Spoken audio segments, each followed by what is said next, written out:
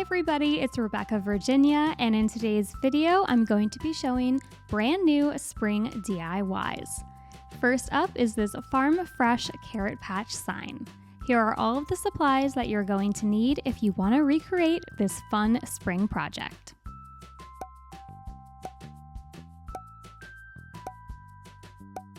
I'm going to be using a lot of editing magic in this first DIY so that I don't waste too much of your time just showing you how to paint and add scrapbooking paper to two of the Dollar Tree's tag signs.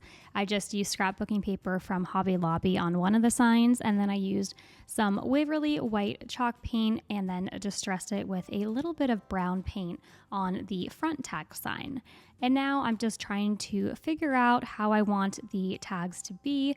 And once I figured out how I want them lined up, overlapping on one another, I just took a pencil to mark out exactly where I want to hot glue down that first sign onto the scrapbook paper one. And the real trick when you're making this overlapping tag sign is just to make sure that you really push down with your hands to make sure that they are both adhered properly. The Dollar Tree has these tag signs out all the time, but for some reason, I'm not sure if my store just had a box in stock, but a lot of the summer ones that I know from last year, they have had hanging around. So that's where I got a lot of these. And I wanted a big bow at the top of my tag sign, so I grabbed some burlap fabric ribbon and went ahead and made that. If you want a tutorial on exactly how to make this type of a ribbon, I will go ahead and link it above. I did a very thorough tutorial on this during Christmas time that I think explains it really well, so again, I'll be sure to link that above. To match the scrapbooking paper on the behind tag sign, I took one of these wooden carrots from the Dollar Tree and covered it in a buffalo check scrapbooking paper with a little bit of smaller checks and also added a jute bow. Then to finish off the tag sign, I added some vinyl decals that say Farm Fresh Carrot Patch. The next DIY might just be the cutest one in the whole video, and the main supply is a sock. Here are all of the other things that you're going to need if you want to recreate this really easy and adorable sock bunny.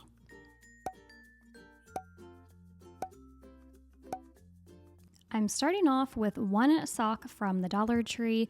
This pack at the Dollar Tree actually came with 3 pairs of socks, which I thought was a really good deal. So now I have 5 more single socks that I can use in another DIY. But I'm taking this sock, of course, a white one because my bunny is going to be white. And I am filling it with some of these glass beads that I picked up at the Dollar Tree. But you could also do rocks that you find in your backyard or any other weighted item, maybe even some pennies. And I'm putting that in the bottom of the sock just so that the bunny can stand up on its own. Next, I took some stuffing or filling that I have from Joann Fabrics. I have a really big bag of it. I got it for pretty cheap and I reuse it a lot for different projects. But you could also use some plastic grocery store bags that would also work as a filling. And I'm adding more towards the bottom and still a good amount of filling towards the top, but a little bit less because the head of our bunny, I want it to be a bit smaller, and that's of course going to be at the top, and then I want his body to be a bit more round. And to create this division, I'm just taking a clear hair elastic. You could also tie it with jute or even a rubber band. And I'm putting that over the sock and then pulling it down so that it creates a division between the stuffing and the socks so that I have this larger circle down at the bottom for the bunny's body and this smaller circle up at the top to be the bunny's head. To complete the bunny's head, I'm taking another of those clear elastic hair ties and putting that at the top of the bunny's head. And the next step is going to determine the length of the bunny's ears. I wanted mine really long, so I left the sock at the length that it was. But if you want some shorter bunny ears, then you are going to trim off where the cuff of the sock is just to make it a little bit shorter. But again, I wanted some pretty long ears, so I'm grabbing my fabric scissors and cutting right down the center at the top of our sock. And you can really start to see form the shape of the bunny's ears. I liked them long and floppy, but they weren't quite in the shape of a bunny's ears, so I grabbed each side again and cut them at an angle just so that they had more of that angular shape of a bunny's ears. And you'll notice that when I did cut, it became a lot stiffer and was able to stand up on its own. I didn't have a bunch of fabric flopping all over the place, but if you wanted it to be even more secure, you could add some hot glue or maybe a little bit of tape on the inside of the bunny ears just to make sure that they stayed together and stood up. But the sock I picked from the Dollar Tree was working really well for me, and they were able to stand up and stay together on their own. Next, I moved on to accessorizing our little sock bunny.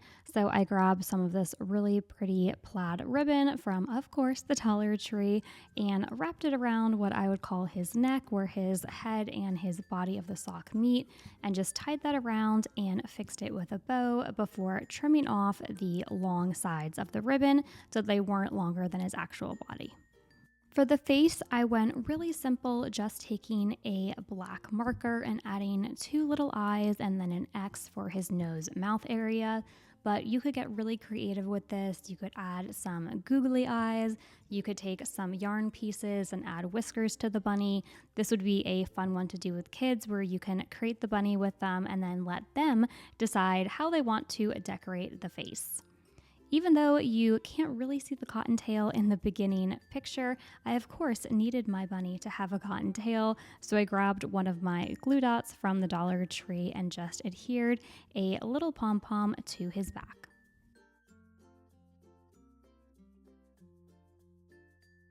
This spring DIY only needed a few supplies to transform it into a fun and colorful spring craft.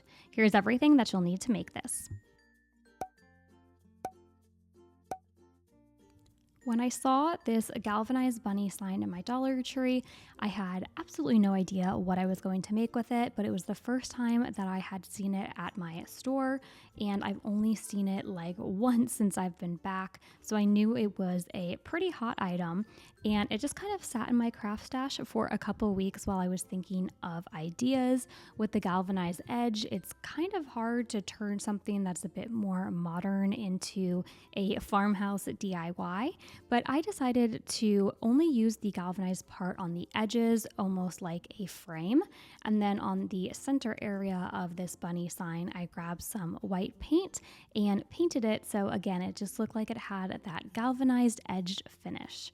After I painted everything white, I did go in with a little bit of pink paint just to accentuate the bunny's ears. I've been absolutely loving this pink paint for spring. It is called Seashell Pink by Folk Art, and I'm only mentioning it because I have literally used it in almost every single video I have done this spring. I'm almost out of the bottle of paint, so if you're ever at the store and you see this one, I really suggest picking it up. Might not look much, but it works really great for spring crafting. Once my paint was dry, I moved on to adding some floral embellishments. These are wood flowers from Solo Wood Flowers. I have a couple bags of them, and I chose the pink, kind of this off blue-green one, and then an ivory-toned one.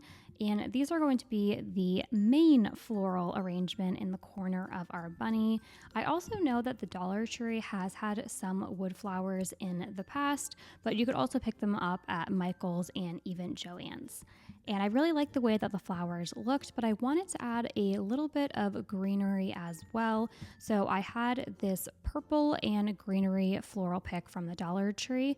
So I just picked off little duos of petals from it and these small purple flowers that were also on it, and hot glued those two together and then added them into the blank spaces where the florals were so that there wasn't any empty space. I wanted the flowers to look like they had leaves and were very abundant and, not too sparse. I didn't want too much white or blank area.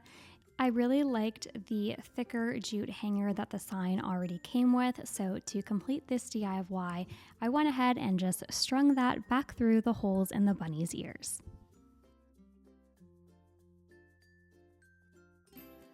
This is a little bonus DIY that I wanted to add into the end of the video because it's so easy and I think would be really fun to make with kids. Here's everything that you're going to need if you want to recreate this pipe cleaner carrot garland. To start off this really easy DIY, I am taking a few orange pipe cleaners or chenilles from the Dollar Tree. They came in this large pack and I just picked out the orange ones. And this is super easy. The bottom section, I am just twisting around a pencil. Then in the middle section, I'm twisting it around one of my fingers. And then the very top, I twisted it around 2 fingers, just so you get that small to large springiness that a carrot would naturally have in the shape of a triangle. And I just continue doing this with the rest of the pipe cleaners. Again, this one is super easy, but I think that's why it'd be really fun to do with kids. They can play with the pipe cleaners. It's easy to create the shapes. You don't even really have to use the pencil. You could just use your fingers and your hands to shape this, just making sure that it is smaller and more tightly coiled at the bottom and then a bit larger at the top, so it does resemble that carrot. To embellish the pipe cleaner carrots just a little bit, I pulled one of these greenery pieces that I had picked up at the Dollar Tree. I thought it looked very much like the greenery at the top of a carrot, so I just cut out a little bit for each of them and then used a bit of hot glue to adhere it to the back. Be careful if you are doing this craft with kids. You don't want them to be handling the hot glue, but you could always go in with some plain old craft glue instead. Now you can have the carrots, use them as a bowl filler or just as some decor, even put a magnet on the back and put them on the fridge. But if you wanted to turn them into a garland, I grabbed some of these string lights from the Dollar Tree and the lights fit perfectly down into the carrots. And then I was able to just coil around the top of the pipe cleaner carrot around the light and they hung perfectly off the garland. This would be really cute in a playroom or a kid's room to help celebrate the spring and Easter season. Thanks for watching. Until next time, keep searching, keep creating.